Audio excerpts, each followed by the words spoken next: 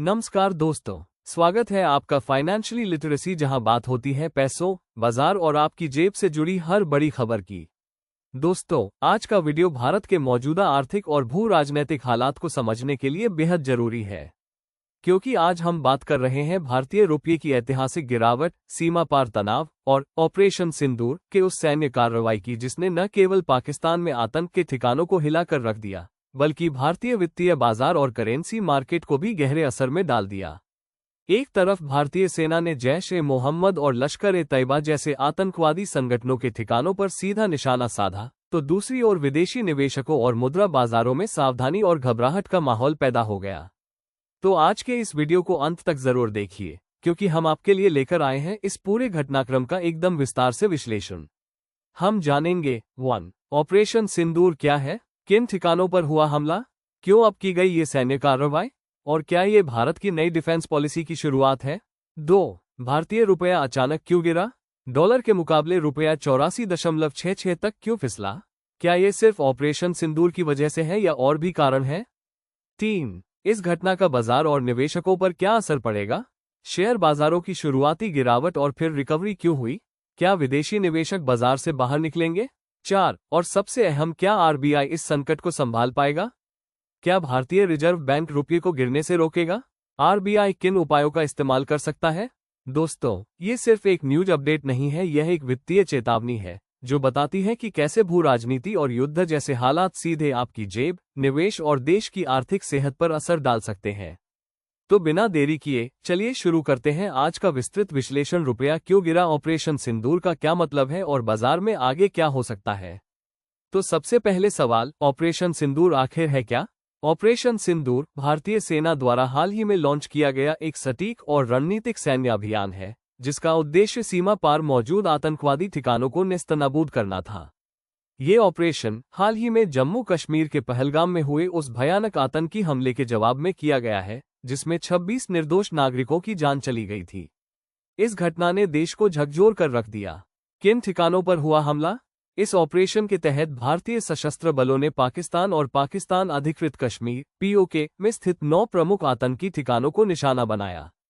प्रमुख टारगेट्स में शामिल थे जैश-ए-मोहम्मद का बहावलपुर स्थित मुख्यालय, लश्कर-ए-तैयबा का मुरिद के स्थित ट्रेनिंग सेंटर और कुछ लॉन्च पैड्स जो एलओसी के नजदीक बने हुए थे, जहां से आतंकियों को भारत में घुसपैठ के लिए तैयार किया जा रहा था। सूत्रों के अनुसार इन ठिकानों पर प्रेसिजन गाइडेड मिसाइलें और ड्रोन आधारित स्ट्राइक्स के माध्यम से हमला किया गया, ताकि सिविलियन कैजुअल्टी न हो और सिर्फ आतंकवादी ठिकानों को टारगेट किया जाए। क्यों अब की गई ये सैन्य कार्रवाई।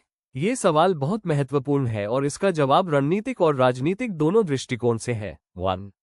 संदेश देना जरूरी था। भारत ने ये दिखा दिया कि अब वह स्ट्रेटेजिक पेशेंस की नीति नहीं अपनाएगा, बल्कि सीधी कार्रवाई करेगा। 2. पुख्ता इनपुट्स, खुफिया एजेंसियों को स्पष्ट सूचना मिली थी कि इन ठिकानों से भविष्य में और हमलों की योजना बन रही थी। 3. कूटनीतिक मजबूती, भारत ने इससे पहले अंतर्राष्ट्रीय मंचों पर आतंकवाद के खिलाफ सख्त स्टैंड लिया था। अब समय था इसे जमीनी स्तर पर क्रियान्वित करने का। क्या ये भारत की नई डिफेंस पॉलिसी की शुरुआत है। इस सवाल का जवाब है हाँ, संभवतः। पिछले कुछ वर्षों में हमने देखा है कि भारत की सैन्य नीति अब रक्षात्मक से आक्रामक प्रतिरोध ऑफेंसिव डिफेंस की ओर बढ़ रही है। 2016 में सर्जिकल स्ट्राइक, 2019 में बालाकोट एयर स्ट्राइक और अब 2025 का ऑपरेशन सिंदूर, ये सब दर्शाते हैं कि भारत अब आतंक के जवाब में सिर्फ कूटनीति या बयानबाजी नहीं करता, बल्कि एक्शन ओरिएंटेड रणनीति पर विश्वास करता है।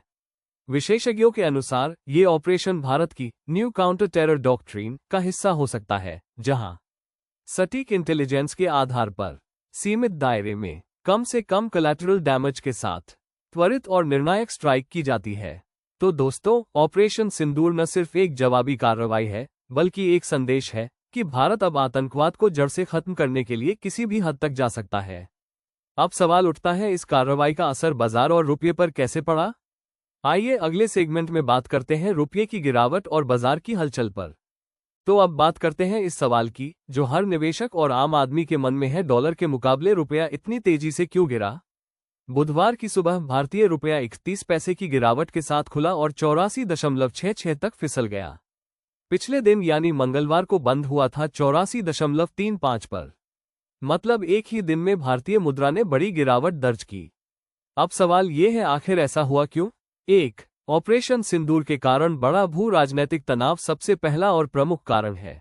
भारत द्वारा पाकिस्तान और पाक में किए गए मिसाइल स्ट्राइक्स। जब भी किसी देश में युद्ध जैसे हालात बनते हैं तो वहां की करेंसी पर दबाव बढ़ता है। निवेशक सुरक्षित संपत्ति सेफ हेवन एसेट्स जैसे यूएस डॉलर, गोल्ड और बॉन्ड्स की ओर भागते हैं। इससे रुपया कमजोर होता है क्योंकि डॉलर की मांग अचानक बढ़ जाती है। एक वरिष्ठ ट्रेजरी विशेषज्ञ अनिल कुमार भंसाली ने कहा, स्पेकुलेटर्स और पैनिक करने वाले इंपोर्टर्स ने डॉलर की भारी खरीदारी की, जिससे रुपया और दबाव में आ गया। 2. विदेशी निवेशकों की सतर्कता। विदेशी संस्थागत निवेशक एफआईआई ऐसे समय में शेयर बाजारों से पैसा निकाल सकते हैं। भले ही अभी भारी निकासी नहीं हुई है, लेकिन जोखिम बढ़ने के डर से वो नए निवेश करने से बच रहे हैं। इससे बाजार में डॉलर की मांग और बढ़ जाती है और रुपया कमजोर होता है। 3. वैश्विक संकेत भी कमजोर थे। डॉलर इंडेक्स में 0.30% की तेजी देखी गई, जो बताता है कि दुनिया भर में डॉलर मजबूत हो रहा है। इसका सीधा असर उभरती हुई अर्थव्यवस्थाओं की करेंसी पर पड़ता है, खासकर भारत जैसे देशों पर। ब्रेंट क्रूड ऑयल भी 0.68% बढ़कर $62 और 57 सेंट प्रति बैरल हो गया, जिसका मतलब है कि भारत का आयात बिल बढ़ सकता है और इससे भी रुपया कमजोर होता है।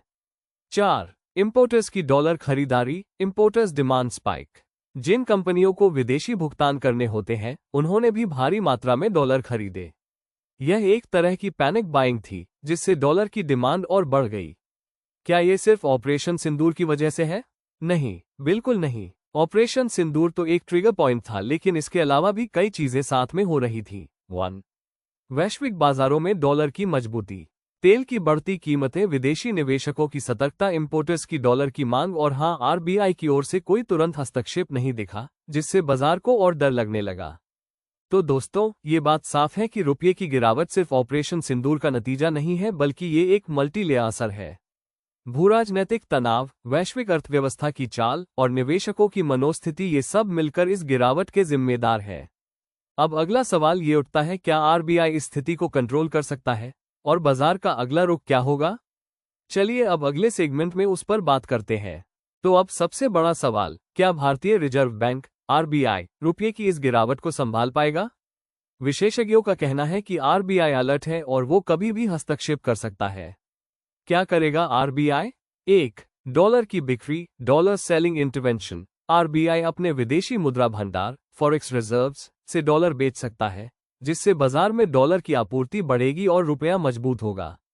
फिनरेक्स ट्रेजरी के अनिल कुमार भंसाली कहते हैं, आरबीआई बाजार में मौजूद रहेगा और किसी बड़ी गिरावट को रोकने के लिए हस्तक्षेप करेगा। 2. बैंकिंग सिस्टम में लिक्विडिटी कंट्रोल। आरबीआई मौद्रिक नीति टूल्स का उपयोग कर सकता है, जैसे सीआरआर, एसएलआर में बदलाव, ओपन मार्केट ऑपरेशंस, ताकि बैंकिंग सिस्टम में स्थिरता बनी रहे और अचानक डॉलर की खरीदारी से बाजार में अफरा तफरी न हो। 3. साइकोलॉजिकल स्टेबिलिटी देना। कभी कभी आरबीआई सिर्फ एक मजबूत पब्लिक स्टेटमेंट देकर भी बाजार को शांत कर देता है। निवेशक ये जानना चाहते हैं कि सेंट्रल बैंक हमारे पीछे खड़ा है। अगर आरबीआई ये संदेश दे देता है तो एफआईआई रुक जाते हैं, डॉलर की डिमांड घटती है और बाजार में स्थिरता लौट आती है। आरबीआई के पास है मजबूत फॉरेक्स बैकअप। भारत का विदेशी मुद्रा भंडार करीब 640 अरब डॉलर के आसपास है। इसका मतलब है कि आरबीआई के पास पर्याप्त गोलियां हैं करेंसी को डिफेंड करने के लिए।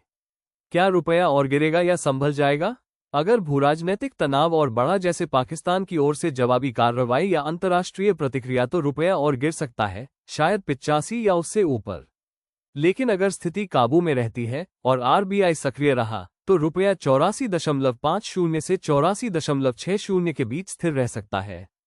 तो दोस्तों, बाजार में डर तो है, लेकिन आरबीआई की मौजूदगी एक बड़ा सुरक्षा कवच है। इसीलिए ऐसे समय में घबराने की नहीं, बल्कि सोच समझकर निवेश करने की जरूरत है। अगला हफ्ता बेहद अहम रहेगा, क्योंकि तब तक पता चलेगा ऑपरेशन सिंदूर की अंतर्राष्ट्रीय प्रतिक्रिया क्या रही और आरबीआई कितना एक्टिवली दखल देता है।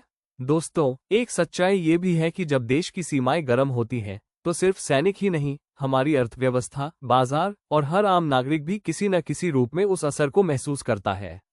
ऑपरेशन सिंदूर सिर्फ एक सैन्य कार्रवाई नहीं थी, यह भारत का संदेश था। हम चुप नहीं बैठेंगे और हर मोर्चे पर जवाब देंगे। और इस समय हमें भी एकजुट रहकर समझदारी से फैसले लेने की जरूरत है, चाहे वो निवेश का मामला हो, करेंसी का हो या देशभक्ति का। तो अगली बार जब रुपया गिरे या बाजार डगमगाए, घबराएं मत, समझिए कि उसके पीछे की कहानी क्या है। और उस कहानी को जानने के लिए आपका भरोसेमंद साथी रहेगा फाइनेंशियली लिटरेसी। वीडियो पसंद आया हो तो लाइक कीजिए, कुछ कहना हो तो कमेंट जरूर करें, और देश की आर्थिक समझ को फैलाने में साथ देना हो तो चैनल सब्सक्राइब करना मत भूलिए। जय हिंद, और समझदारी से निवेश करिए। मिलते हैं अगले वीडियो में एक नई जानकारी के साथ। धन्यवाद।